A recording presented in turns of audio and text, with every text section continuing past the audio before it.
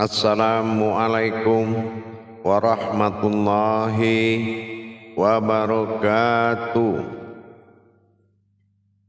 Alhamdulillah, alhamdulillahi rabbil alamin. Assalatu wassalamu ala asrafil anbiya'i wal mursalin, sayyidina wa maulana Muhammadin.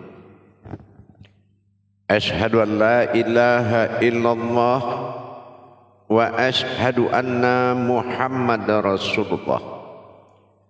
Allahumma sholli ala sayyidina Muhammadun musyabihil wal ikram, ya wal jalila wal ikram, wa tahirin wal mujahidina, amma ba'du, ibadullah wa ittaqullah. Bersyukur kita kepada Allah dengan mengucapkan alhamdulillahirabbil alamin atas segala limpahan karunia, rahmah dan hidayah, serta dengan izin dan ridhonya kita dapat menjalankan amanahnya, beramal dan beribadah zahir batin, dunia dan akhirat.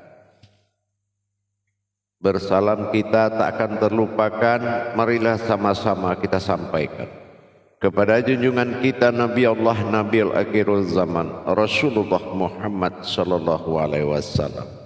Atasnya kalimahnya kita kalamkan dengan membacakan Allahumma sholli ala sayyidina Muhammad wa ala alihi sayyidina Muhammad.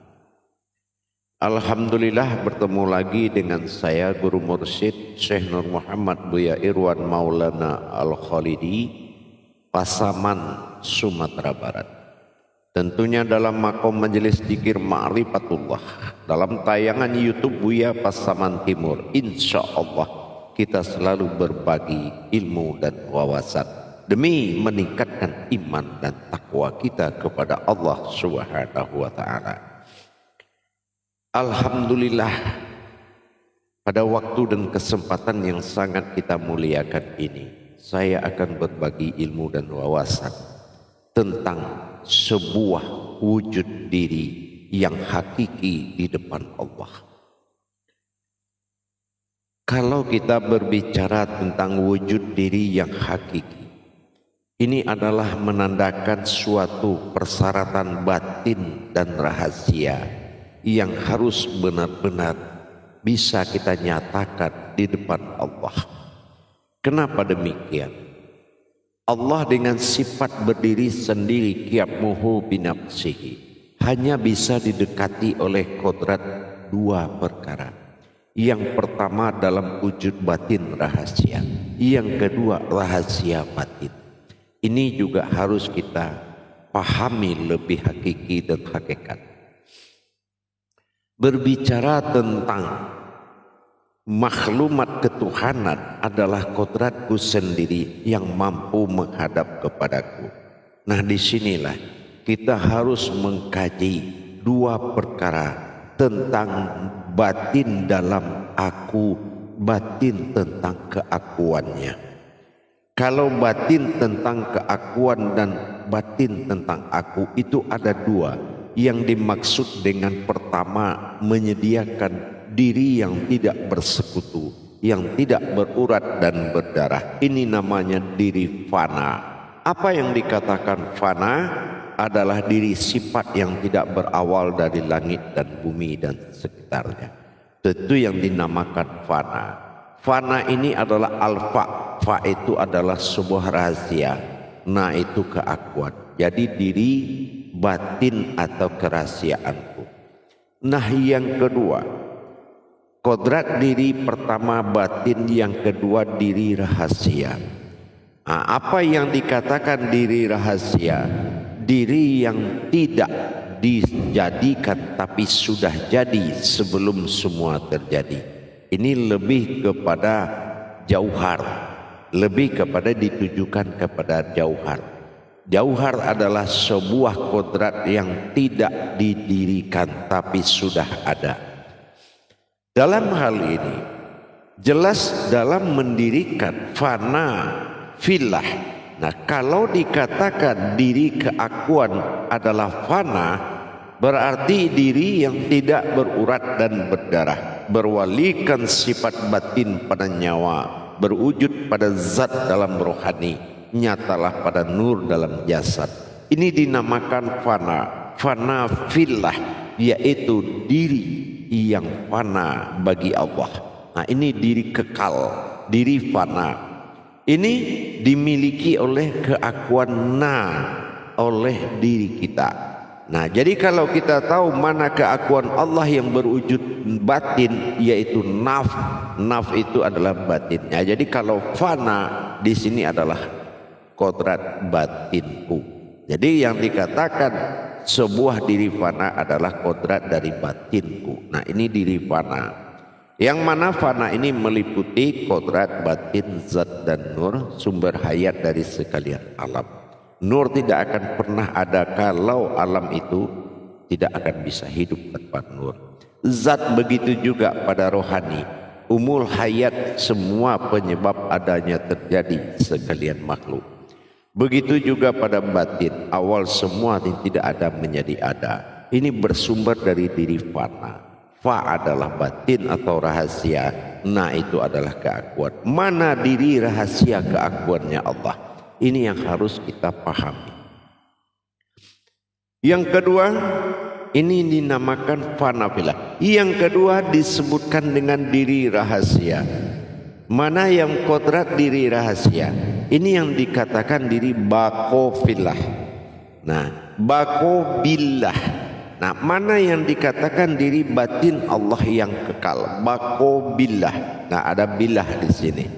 Jadi kalau kita mendirikan kodrat bako fillah di dalam diri fana fillah, ini adalah diri yang kekal, ya. Diri yang betul-betul Allah jadikan naf bagi dia, yaitu diri batin atau batinnya diri. Ini yang dikatakan dengan bako fillah. Jadi orang atau kita yang mengamalkan, yang mendirikan diri fana fillah wal bako billah, ini adalah orang yang menerima amanah dari Allah dalam pencapaian sifat-sifat Allah yang tidak bersekutu kembali kepadanya. Ini yang dikatakan diri rahasia dan diri batin. Diri rahasia dan diri batin. Diri rahasia dipegang oleh keakuan disebut dengan panggilan na, dan sementara diri rahasia dipanggil dengan kodrat sir atau dikatakan dengan hu. Jadi di sini ada perbedaan kodrat, tetapi tidak ada perbedaan wujud. Nah, gitu ya. Tidak ada perbedaan wujud.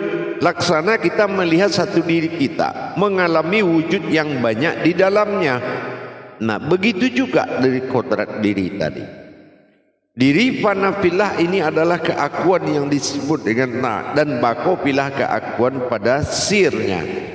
Nah, kalau sir ditambah batin, rahasia ditambah batin, nah ini atau hayat atau batin, kalau disatukan ini akan menjadi hu, aku.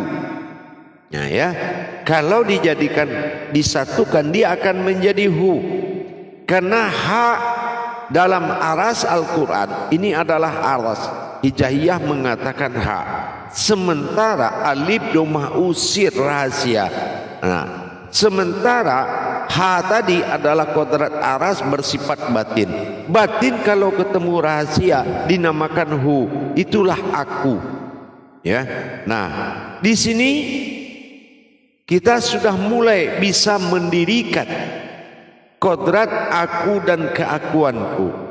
Nah, ini dikatakan dengan sir usir. Dalam rahasia ada diri rahasia, ada rahasia. Ini yang dikatakan bagi diri batin, bagi diri rahasia, ini sudah ditentukan oleh Allah kadarnya. Ya, barang siapa yang mencapai hakikat tersebut, maka bagi dia adalah suatu hayat, suatu kehidupan, suatu yang hidup dan kehidupan, hayat dan hayut. Tapi kalau kita belum sampai kepada diri yang tidak berurat, tidak berdarah, yang disebut dengan fana, fa dan na. Nah, maka ini belum dikatakan pencapaian kodrat kepada ketuhanannya. Begitu juga dengan sir, bako, bilah. Nah, bagaimana kita mendirikan batin yang kekal, bako, bilah, biilah. Nah, jadi inilah yang dikatakan diri rahasia. Nah, sebagaimana Allah katakan dalam qudsinya, Allahul ladzi khalaqas samawati wal arda wa ma bainahuma. Diri rahasia dan diri batin inilah wa ma bainahuma yang ditempatkan di antara keduanya. Artinya di antara langit dan bumi, di antara zahir dan batin. Ini innallaha innal insanu masakinatul wal maridu. Sesungguhnya manusia itu berasal dari rahasiaku. Tidak ada yang tahu kecuali dirinya sendiri. Nah, jadi anta sirhu wa ana sirhi. Jadi engkau adalah rahasiaku dan aku adalah rahasia engkau dan engkau adalah kerahasiaanku. Jadi kalau an-nasir fi sifatun ala siri innahu, sesungguhnya aku bersifat dan bertindak dan itu aku juga fi sifatun. Nah, ini kalau kita ingin mengadakan pendekatan kepada sebuah wujud, maka kita harus mengkaji wujud terlebih dahulu. Wujud adalah sebuah kodrat yang menandakan sifat kepadanya. Nah, jadi kita mendirikan mana diri batin dan mana diri rahasia. Nah, kenapa demikian? Rahasia itu nyata bagi Allah dan batin itu pun nyata bagi Allah. Tapi nyatanya adalah zahiru bagi diriku, batinu bagi diriku, bagi batinku. Nah, jadi kalau kita sudah bisa memahami makna daripada sebuah kodrat, maka inilah yang tidak akan bersekutu tentang sifat wujudnya Allah. Qiyammuhu binafsihi. Nah, diri batin adalah diri batinul abdi. Batin adalah sumber dari semua yang dijadikan. Ini kodratnya umat, batinul abdi. Itu situ letaknya. Sementara sir yang berwujud, ini sifat zohiru, sifat zohir bagiku atau yang terlihat. Nah, ini dikatakan zohiru Rabbi. Jadi kalau batinul abdi, sebuah wujud batin usulnya atau asalnya itu kapasitasnya umat. Contohnya apa? Alam ini dulu tiada tapi sekarang ada. Waktu dia tiada itu dinamakan al-batiniyah, al-batinu, al-batini. Ya, ini adalah sifat tiada awalnya dan ada akhirnya. Nah, ini sebut batin. Sifat batin, sifat umat, sifat menyembah, batinul abdi. Nah, sementara zahiru, zahir yang dipenampakkan atau batin yang dipenampakkan. Nah, ini yang dikatakan dengan zahiru Rabbi. Dan inilah yang bisa mendapatkan ketuhanan. Jadi zahiru Rabbi ini adalah zahirnya Tuhan, zahir yang menguasai, zahir tempat berkuasa. Ini yang dinamakan dengan aras dan qudsi, yaitu zahiru Rabbi. Disinilah pusat sentral pencarian ketuhanan dari zahiru Rabbi. Inilah yang dikatakan diri rahasia dan diri batin. Kalau diri rahasia dipertemukan dengan diri batin, itu dinamakan aras bertemu dengan rahasia. Aras itu dalam hijaiyah adalah ha, sementara alif domah u itu sir, rahasia. Berarti aras itu adalah kekuatan yang bersifat batin dan rahasia alif domah u bersifat rahasia. Bertemulah batin dengan rahasia. Disinilah yang akan menamakan aku. itulah tidak tersekutunya na dengan hu. Jamaah yang dirahmati Allah, kaum muslimin dan muslimat rahimakumullah. Jadi tidak ada amalan, apapun kemampuan amalan, tidak akan pernah mengantarkan kita bertemu dengan sang wujud tadi.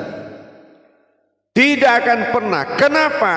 Wujud itu akan berwujud, dan dalam tabir terbukanya rahasia, bukan amalan yang mencapai kemampuan ketuhanan. Tidak ada amalan, bahkan satu huruf pun kita hadirkan untuk mencapai ketuhanan, huruf itulah yang jadi masalah, yang tidak akan bisa sampai. Karena apa? Qiyamuhu binafsihi, dan dia pun laisa kamislihi min syai'un. Tidak ada yang setara sama dia. Kita lihat dalam bismillah. Kenapa alif hilang, ba-nya muncul?